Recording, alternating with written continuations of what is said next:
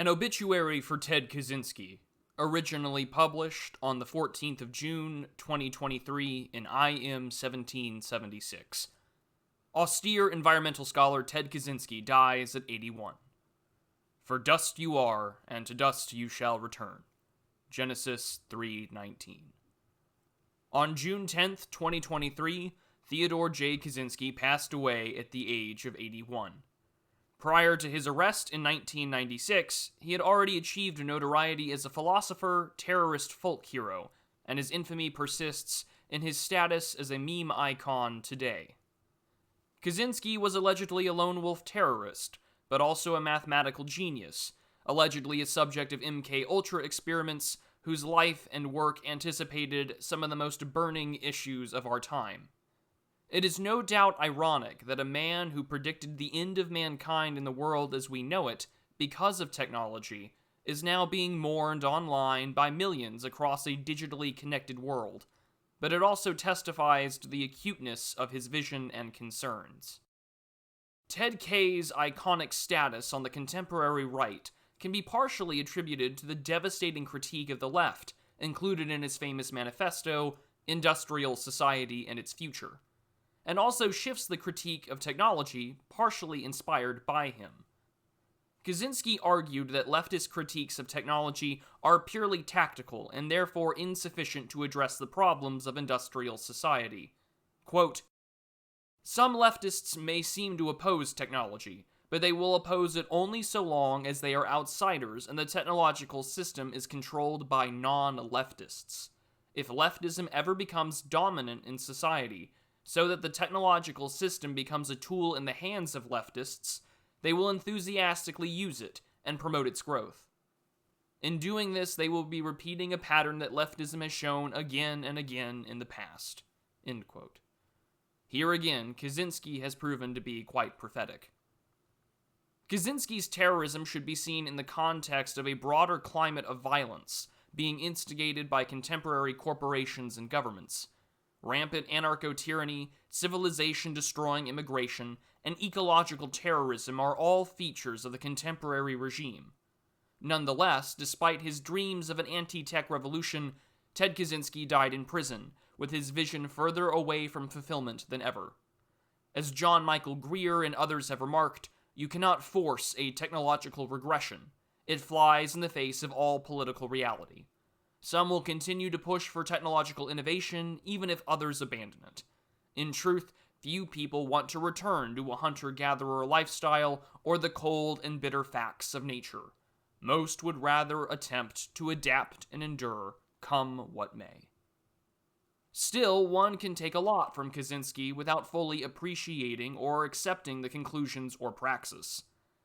Ted Kaczynski's fear was that industrial society would become a self-propagating system of self-correction from which escape was impossible. Writing with a calm and lucid tone, he explains, quote, "It seems amazing that those who advocate energy conservation haven't noticed what happens. As soon as some energy is freed up by conservation, the technological world system gobbles it up and demands more. No matter how much energy is provided, the system always expands rapidly until it is using all available energy, and then it demands still more. The same is true of other resources. The technological world system infallibly expands until it reaches a limit imposed by an insufficiency of resources, and then it tries to push beyond that limit regardless of the consequences." End quote. Back in 2015, Keith Ablow from Fox News posed the uncomfortable question, was the Unabomber correct? Mr. Ablow highlights the disturbing condition of our post-2007 smartphone age. Quote, "And having seen Barack Obama elected, in part, by mastering the use of the internet as a campaign tool, then watching his administration preside over eavesdropping on the American public, monitoring their emails and tapping their phones, denying them their due process and privacy, and making a play to disarm them, Kaczynski must wonder what it will take for Americans to wake up to the fact that their individuality and autonomy, and indeed what constitutes the core of human life, is under siege by the very forces he predicted, technology and leftist political leaders." End quote. Obama's pioneering of the use of social media in 2008 and the 2012 elections developed to a point where in 2016, Donald Trump was able to tweet himself into the White House. The internet is now where much of our modern-day political discourse flows through and originates from. Today, Tucker Carlson, the most popular man in broadcast television, has expanded his audience by an order of magnitude by leaving TV for cyberspace. Kaczynski offers an interesting lens for us to examine this political realignment of the contemporary right. In one corner is a technologically optimistic faction comprising of projects including Curtis Yarvin's Neo-Reaction and Charles Haywood's Foundationalism. These projects want us to use the tools of capital and their own skills to develop a saner form of modern civic life. Against the gloomy predictions in Kaczynski's Why Technological Society Will Destroy Itself, these men want to reintegrate technological innovations into a more stable culture. Kaczynski critiques these projects too.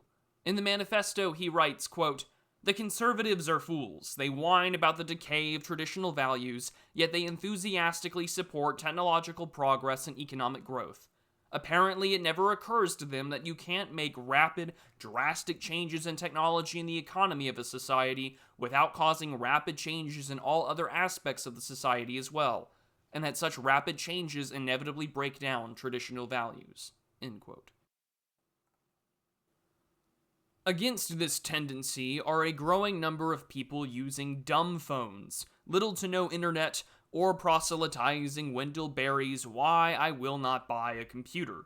More explicitly inspired by Kaczynski's warnings, this faction features a mix of strange bedfellows, ranging from blood and soil types, religious agricultural associations, New Agers, neo-pagans, neo-Luddites, Christians of all kinds, integralists, and disaffected leftists, linked to some extent by a concern for the health of the human species. Notably, prior to his unceremonious sacking at Fox News, Carlson covered a myriad of subjects strongly related to the health of people, including falling testosterone levels, unhealthy and ecologically damaging farming practices, and calls to expand access to raw milk and regenerative agriculture. Both of these factions on the right are products of our time.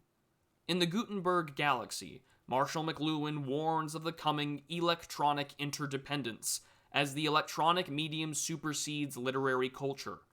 A great fragmentation has taken place and the birth of a homogenizing global village of TikTok gesticulation, mukbang videos of hyper-processed food, and the child abuse cult of transgenderism.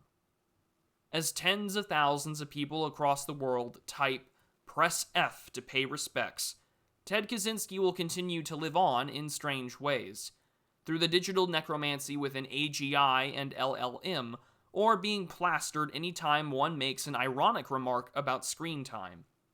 As the man himself returns to dust, we should remind ourselves that much of his criticism and observations of social psychology were correct, and that we must do what is necessary to protect ourselves from this great fragmentation of being over-socialized. One only needs to look at our current medicated, obese, and schizophrenic body politic to find oneself agreeing, either unironically or tongue-in-cheek, that the Industrial Revolution and its consequences have been a disaster for the human race.